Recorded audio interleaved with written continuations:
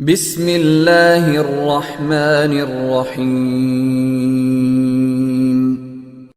السلام علیکم ورحمۃ اللہ وبرکاتہ۔ الحمد للہ حمدا کثیرا طیبا مبارکا فیہ، والصلاة والسلام علی سید المرسلین محمد وآلہ وصحبہ اجمعین، اما بعد۔ حاضرین و ناظرین، یہ درس قرآن نمبر 518 ہے، اور آج سورۃ المائدہ کی صرف ایک آیت کی تلاوت و تشریح کی جائے گی، آیت نمبر 74 اعوذ باللہ من الشیطان الرجیم، بسم اللہ الرحمن الرحیم، افلا یتوبون الی اللہ ویستغفرونہ واللہ غفور الرحیم۔ لفظی ترجمہ یوں ہیں، افلا یتوبون، کیا پھر وہ توبہ نہیں کرتے، الی اللہ، اللہ کی طرف، ویستغفرونہ، اور نہ وہ اس سے استغفار کرتے ہیں، واللہ غفور الرحیم، اور اللہ بہت بخشنے والا، نہایت رحم کرنے والا ہے۔ ترجمہ، تو یہ کیوں اللہ کے آگے توبہ نہیں کرتے اور اس سے گناہوں کی معافی کیوں نہیں مانگتے، اور اللہ تو بخشنے والا بڑا مہربان ہے۔ اس آیت میں دو باتیں بتائی گئی ہیں۔ پہلی بات، یہ لوگ کیوں اللہ کے آگے توبہ نہیں کرتے اور اس سے کیوں گناہوں کی معافی نہیں مانگتے۔ دوسری بات، جبکہ اللہ تعالیٰ تو معاف کرنے والا، رحم کرنے والا ہے۔ بزرگان محترم، سورہ مائدہ کی یہ مختصر سی آیت ہے، لیکن گمراہی میں مبتلا اور گناہوں میں لت پت اور جرائی میں مشغول غافل بندوں کے لیے رحمت کا ایک بہت بڑا پیغام اس آیت میں موجود ہے۔ اللہ تعالیٰ کس قدر اپنے بندوں پر مہربان ہے اور کس طرح اپنے بندوں کو معاف کرنے کے لیے تیار ہے، اس کا اندازہ اس آیت کے اس پیارے جملے سے کیا جا سکتا ہے کہ خود پروردگار اپنے بندوں سے پکار پکار کر کہہ رہے ہیں کہ افلا یتوبون الی اللہ ویستغفرون، کیا یہ لوگ اللہ تبارک و تعالیٰ کے آگے توبہ نہیں کرتے اور اس سے گناہوں کی معافی نہیں مانگتے، جبکہ اللہ تبارک و تعالیٰ کی ذات اپنے بندوں پر اس قدر مہربان ہے کہ وہ غفور بھی ہے کہ اپنے بندوں کو معاف بھی کرنے کے لیے تیار ہے، اور رحیم بھی ہے کہ رحمت کی بارش برسانے کے لیے تیار ہے۔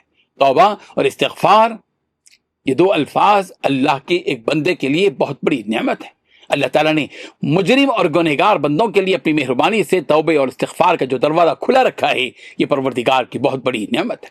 حدیث میں ہے، رسول رحمت صلی اللہ علیہ وسلم نے یہ خوشخبری دی کہ اللہ تبارک و تعالیٰ اپنے بندوں کو موت کا غرغرہ پیش آنے تک بھی معاف کر دیتا ہے۔ یہ ترمذی کی روایت۔ حضرت آدم علیہ السلام سے لغزش ہوئی، اللہ تبارک و تعالیٰ نے خود انہیں توبہ کے کلمات سکھلائے، فَتَلَقَّى آدَمُ مِن رَبِّهِ كَلِمَاتٍ فَتَابَ عَلَيْهِ إِنَّهُ هُوَ التَّوَّابُ الرَّحِيمُ۔ حضرت آدم علیہ السلام نے اپنے رب سے چند باتیں سیکھ لیں، اللہ تبارک و تعالیٰ نے ان کی توبہ قبول کر لی، بے شک وہی توبہ قبول کرنے والا اور رحم کرنے والا ہے۔ حضرت موسیٰ علیہ السلام نے سرکش اور ضدی قوم بنی اسرائیل سے کہا کہ فتوبوا الی بارئکم، تم اپنے پروردگار سے معافی مانگو۔ حضرت ابراہیم علیہ السلام نے اللہ تبارک و تعالیٰ سے یوں کہا، وَتُبْ عَلَيْنَا إِنَّكَ أَنْتَ التَّوَّابُ الرَّحِيمُ، پروردگار ہماری توبہ کو قبول فرمائیے، بے شک آپ توبہ کو قبول کرنے والے، رحم کرنے والے ہیں۔ اللہ تعالیٰ کا دستور ہے کہ جو لوگ اپنے گناہوں سے توبہ کرتے ہیں وہ اپنی اصلاح کر لیتے ہیں، تو پروردگار کا وعدہ ہے کہ وہ انہیں معاف کر دے گا۔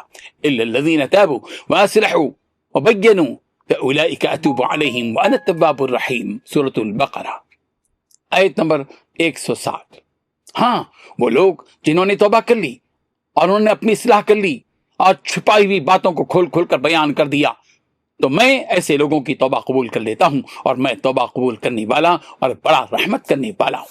سورہ بقرہ کی آیت نمبر 222 میں پروردگار نے توبہ کرنے والوں کو اپنا محبوب قرار دیا، ان اللہ یحب التوابین ویحب المتطہرین، بے شک اللہ تبارک و تعالیٰ توبہ کرنے والوں کو اور پاک رہنے والوں کو پسند فرماتا ہے۔